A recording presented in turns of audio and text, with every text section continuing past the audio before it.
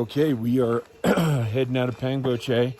The group didn't get to do the scenic flight yesterday because the clouds came in, but I did get the ones that wanted to down to Namche on a helicopter. And the rest of us walked down, spent the night in Pangboche.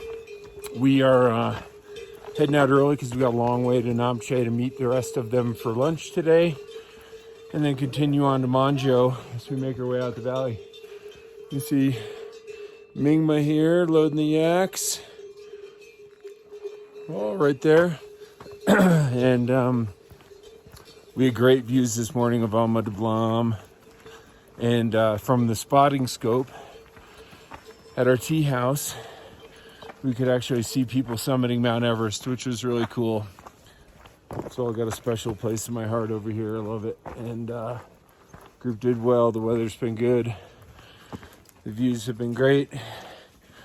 And sometimes, you know, when we get up high and we're coming back down, some people opt to get a helicopter ride for a little assistance back out the valley, which is okay. We make it work and get them set up with that, which is what we did.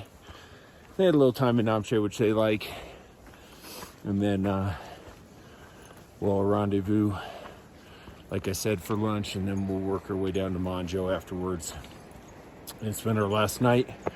And then they can't do the helicopter ride today because today is election day in Nepal, so they don't allow the helicopters to fly today.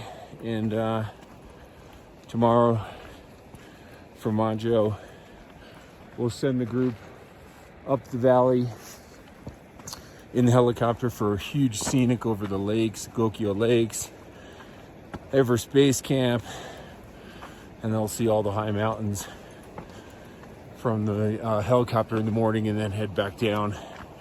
And we'll make our way to Lukla for our final night on the journey to Mount Everest Base Camp. So it's been a great trip.